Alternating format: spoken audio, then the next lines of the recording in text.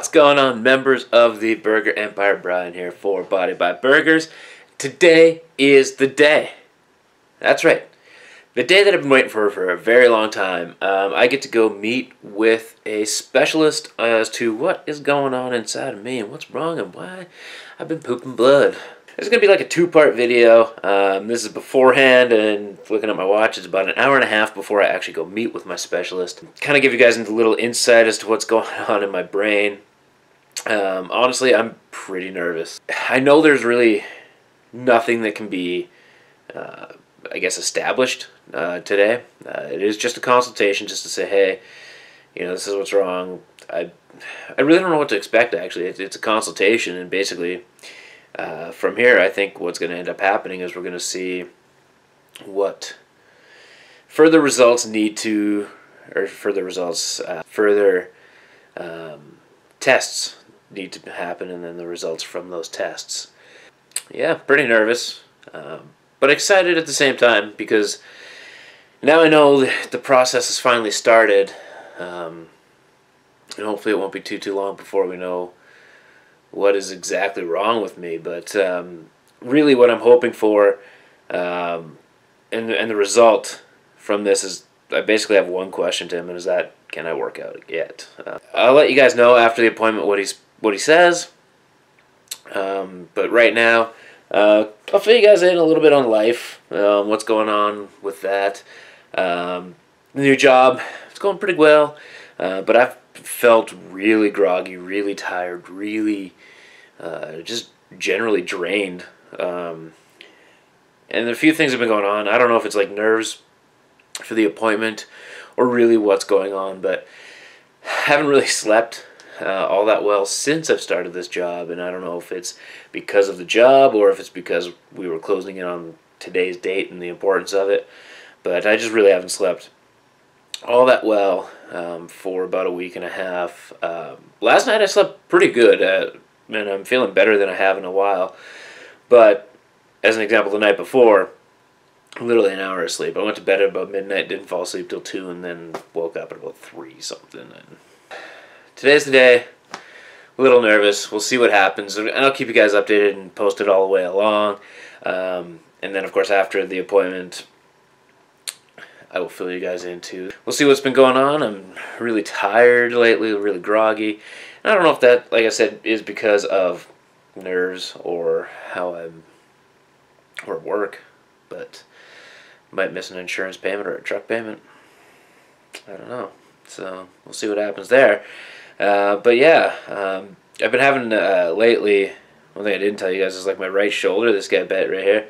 It's been kind of having this spasm lately, and I don't know if that's because of stress, nerves, or something else that might be deficient in vitamin or something, or, well, it's not hydration. I drink a lot of water. But the big thing is today we're knocking off the first appointment with the specialist. It is just a consultation to see what further tests that I need to have done, but I'm really going to hope and cross my fingers that he says, yeah, go ahead, work out, not a problem.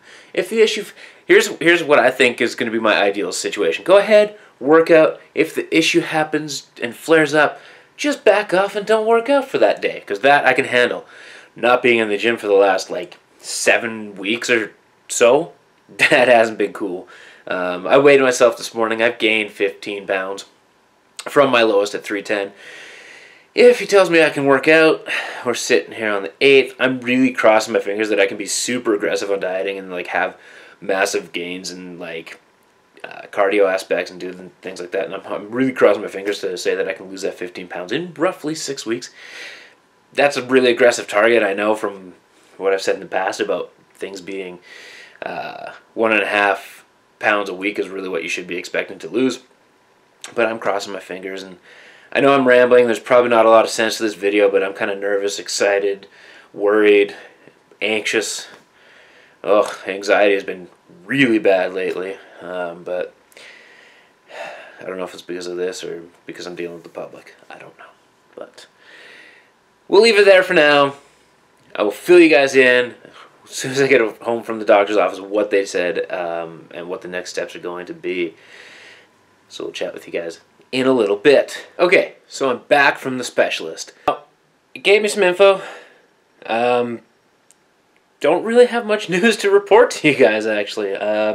He got my blood work. He says the blood work looks fine. My original doctor, my family doctor, he said my abdominal test came back fine. My rectal exams came back fine.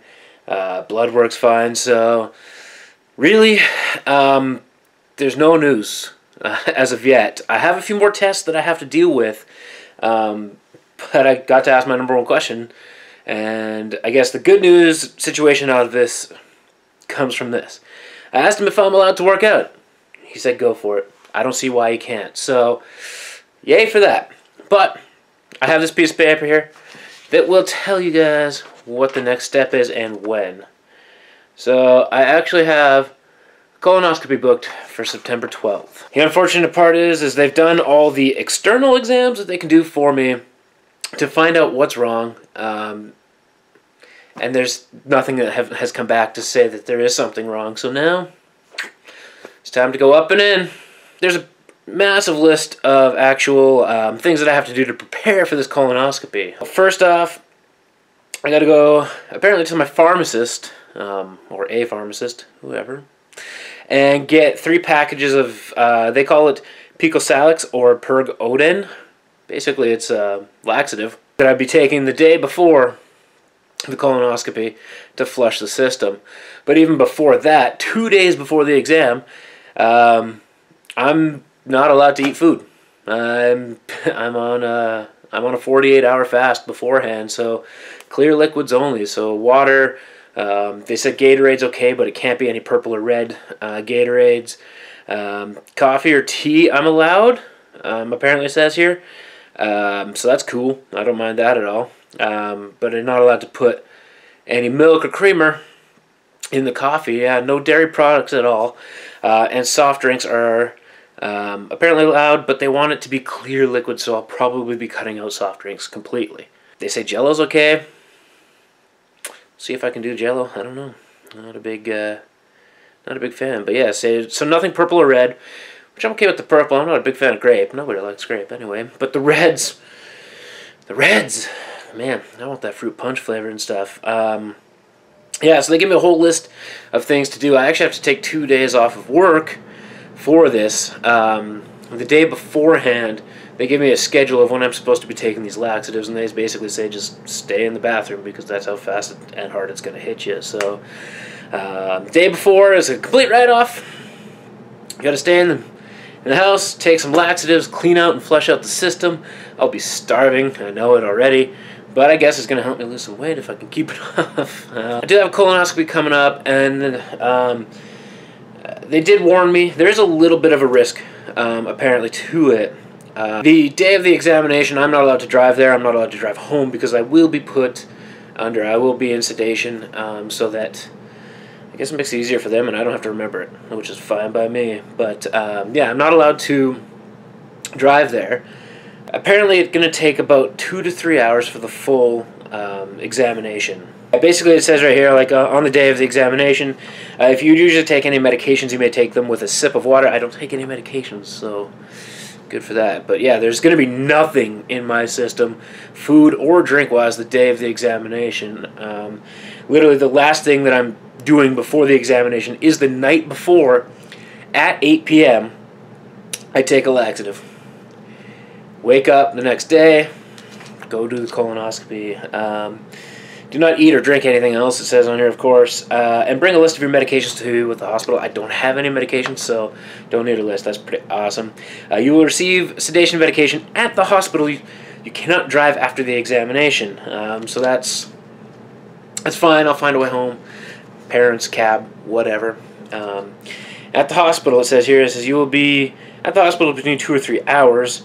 And then, of course, don't drive home. After the examination, you cannot drive your vehicle for the rest of the day. Cool. If you work, you should plan to have the day off. You may work the following day. And then it says you will receive a report indicating whether you should see Dr. Noor or your family doctor for a follow-up appointment. So this whole thing, I mean, really, it's still coming down to 1 day, and that's September 12th, but there's 2 days of preparation beforehand, which not much I can do. I mean, I got to figure out what's wrong with me, so let's do this and get it over with. And, you know, they gave me a whole list of dates, and they're just like, do you want the soonest available? And I said, hell yeah, give me the soonest available. Because as far as I'm concerned, the sooner this gets dealt with, the better. So September 12th was the first day available, and away we go. But, to the positive side of things, now that they've given me the green light to go ahead and work out, I basically am going to tell you guys what I'm going to expect getting back into the gym after almost 2 months of not being in the gym. I am going to basically start from scratch. I know that I've basically lost all of my base strength that I had. There's no way I'm going to be benching my 255. There's no way I'm going to be deadlifting my 385. There's no way I'm going to be squatting my 325. So I'm getting back to basics. I know that in this 2 months, through either sitting, walking, leaning, doing whatever on a day-to-day basis, I have developed really bad habits with my body. I can feel it in my shoulder. Oh, my bad. I can feel it in my shoulders really bad. I can feel it in my hips. I can feel it in my knees. I can feel it in my ankles. I can feel it in my feet.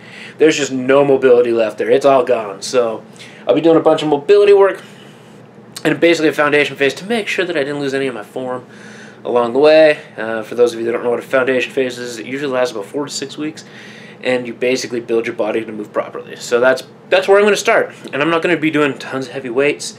I'm going to be making up basically my fat burn is going to come from cardio. That's where it's going to come from. So I expect to be struggling this entire time until I get back into this routine, and that's okay. But I'm looking forward to getting back into the gym, my second home. So things will be great. I'll keep you guys posted, of course, along the way. Maybe I'll show you guys, or try my best to show you guys what I'm doing for mobility work while I'm in the gym.